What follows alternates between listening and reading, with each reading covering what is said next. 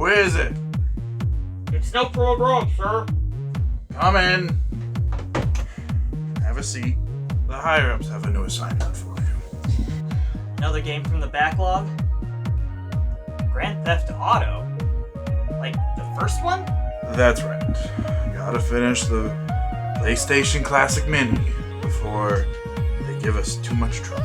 Can't someone else cover this game? I've heard it's not all that great. Listen, Sonny. All them other YouTubers are too busy playing games like GTA Online. They ain't got time to go this far back. But GTA Online is already 8 years old. It's not that new. Who's that? You giving me lip? Just get the job done. Yes, sir. Sorry, sir. Sheesh. Can't get good help at all around here.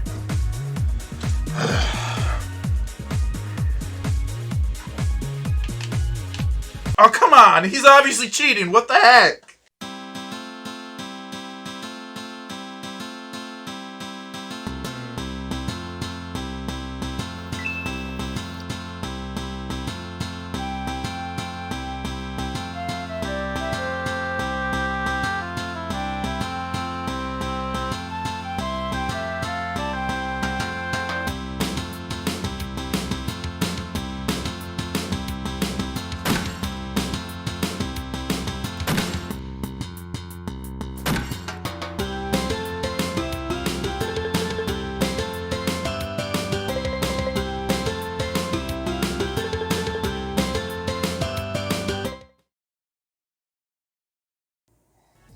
Hey everyone, welcome to this episode of Backlogged.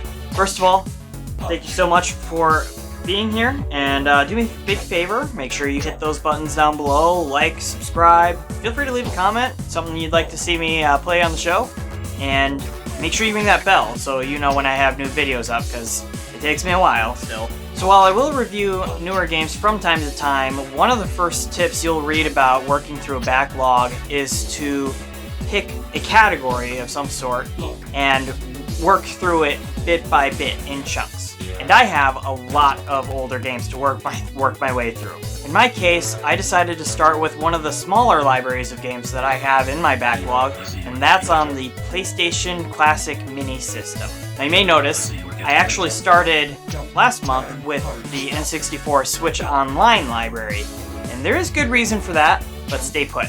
We'll talk about it in a minute. Now, trust me, I'm very aware that the PlayStation Mini Classic is not the greatest quality, and that extends to the games they included on it, which have a broad spectrum ranging from, yeah, this is pretty good, to, did anybody actually play this game? But this is a show about playing what I have, and what I have includes the PlayStation Mini Classic, so here we go. And on that front, I wanted to start with something that would be a name that you would probably recognize, but one that I am not familiar with. And that brings us to today's episode on Grand Theft Auto. Let's begin. Oh boy, where do I start here? Okay, let's start by sharing my experience with the first Sony PlayStation console. I did not understand it. I grew up primarily on the Super Nintendo and N64. I don't think my brother got his PS1 till after the millennium, and lest you forget, this was the 90s. Cartridges and cassettes were what I knew, and these disc things seemed like much less fun because I couldn't just look at the card I was playing while it was loaded. Growing up, I was also restricted to games within my age rating, which meant there were far less good options for me on PS1. Plus, while I didn't know it at the time, PS1 games were often, we'll just say, not great. I think I was starting to understand game design better thanks to Ocarina of Time, Paper Mario, and Super Smash Bros. And PS1 games just didn't seem as good to me. Knowing what I know now, yeah, they were rough. Before you get angry, name 5 PS1 games that don't feel old as sin now. I thought so. Here's what I found. Yep, that's it. But hey, I could be wrong. I definitely have at least 19 more to try. But seriously, I'm not stupid enough to assume every PS1 game is terrible. I know too well there are excellent titles on the thing. But Sony was new to video games, and 3D games were new to everybody, so PS1 games were super experimental. and it still shows when I revisit the PS1 era of games. Now, Grand Theft Auto. Needs no introduction probably, but my video does. So, Grand Theft Auto is well known these days for two things: making trouble and making bank. Frighteningly appropriate, but any news about GTA is either how it's beating sales records or causing some controversy. What I find fascinating is that as popular as the series is, I don't think I've met anyone who even mentioned the first game in the series. It seems like everybody played San Andreas and has since moved on to GTA 5, which is now almost 8 years old and still being played all the time, but its origins are basically unknown. Now this blends with the next section a bit, but after starting this game, the story is, well, non-existent. At the very least, I can't figure out if anything going on is supposed to matter. Seems like just horrible people doing horrible things to horrible people. Just an excuse to wreak havoc on the city without guilt. After looking it up, I can tell you, GTA 1 is about climbing the ladder of the criminal underworld across the cities of Liberty City, San Andreas, and Vice City. And that's it. As far as I can tell, nothing about the plot matters. I was gonna joke about it throughout the video, but there it is. There is no story in Grand Theft Auto, only mayhem. Right off the bat, I think I know why this game is largely forgotten. This is a PS1 game. It looks, sounds, and plays like a PS1 game, which is to say, it's pretty ugly. All the graphics are top-down, but maybe trying to be 3D? I don't know, everything just looks like a bad mosaic. I can barely tell that the people are people, except they're smaller and move slower than the cars. You know those infant play mats that look like a city they can walk on? Imagine that on a Game Boy Advance screen. All the sound effects are super grainy, like they're coming out of a DIY Crystal Radio kit. Grand Theft Auto. There is some voice acting. Have you heard old game voice acting before? You know, super cheesy and amateur, like a YouTuber who's just getting started? Not thinking about anyone in particular. And the music is actually pretty enjoyable, which is really weird for me because it's like a funky rap. Not my thing, but maybe it just reminds me of the 90s. That's the part I enjoy, actually. The music and overall vibe are incredibly 90s.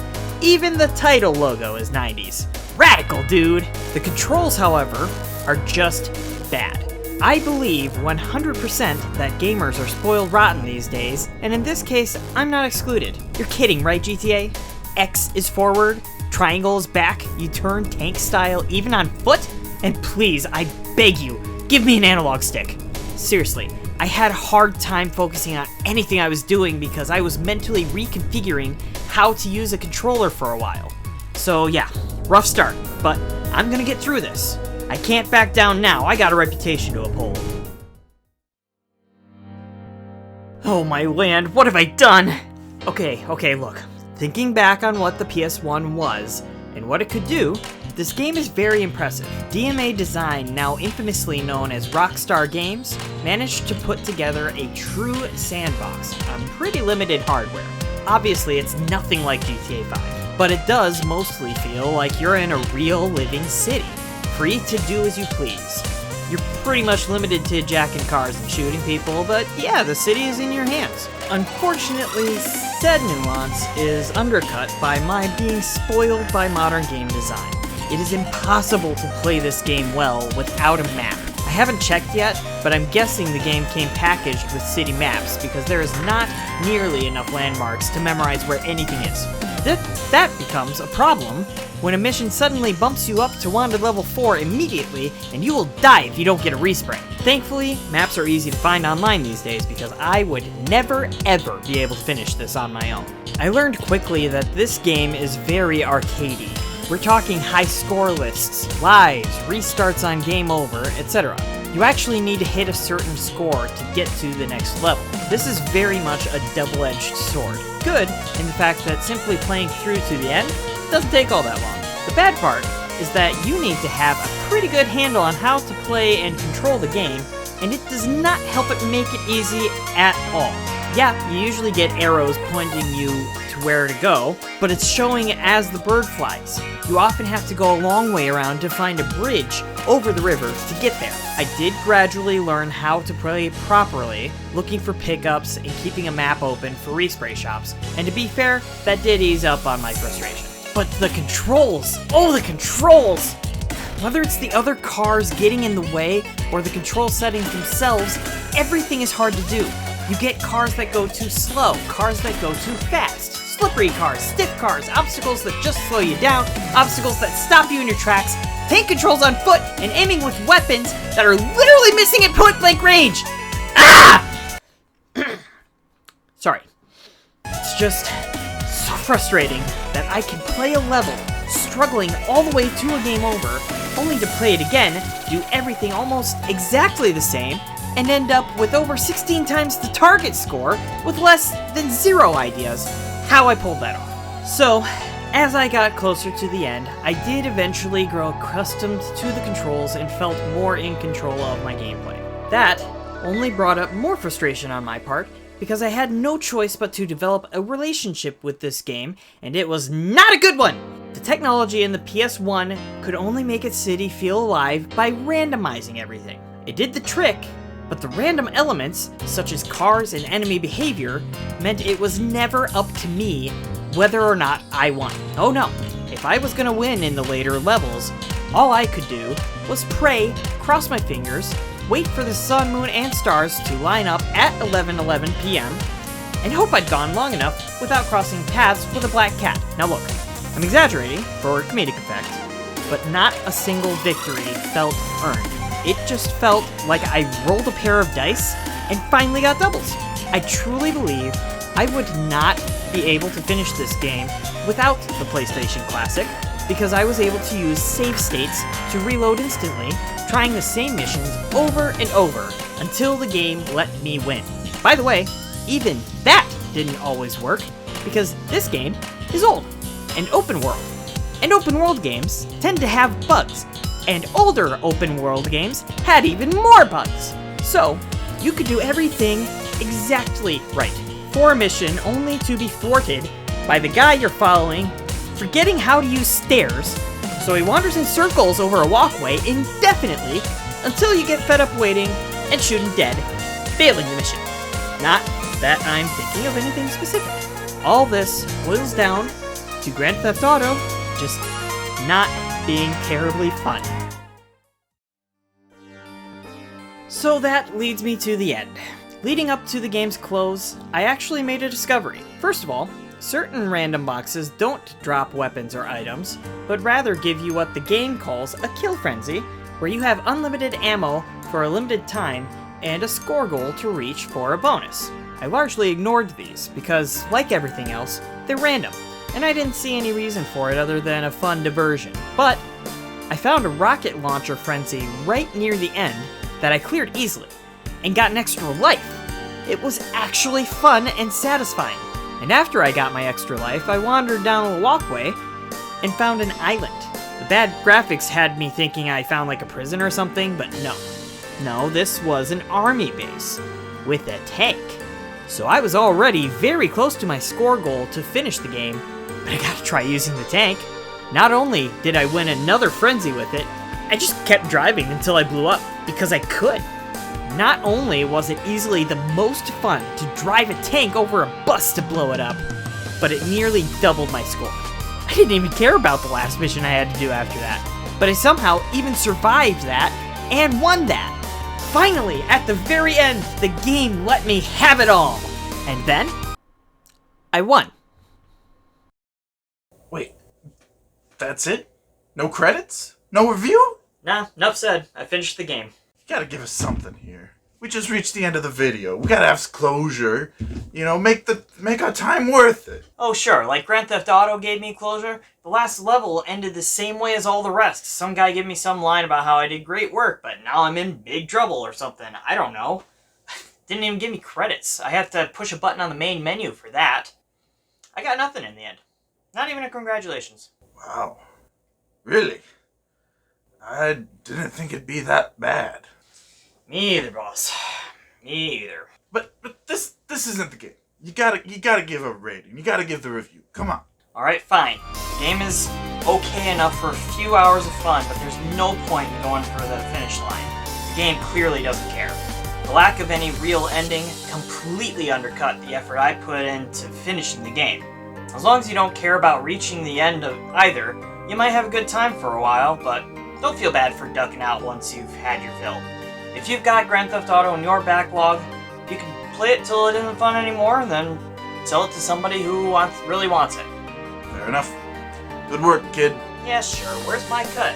Just get back to your backlog. I'll have my guys take care of you after this round. Shish. People these days. Oh, come on! Cut me some slack here!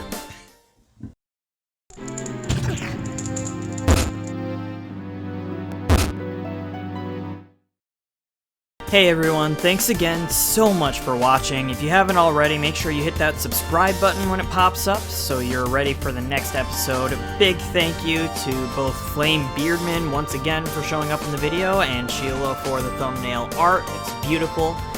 Trivia question for the next episode. The next review will cover a game from not all that long ago. Also from a toy store not far, far away. It's not supposed to be that tricky. I'll see you next time.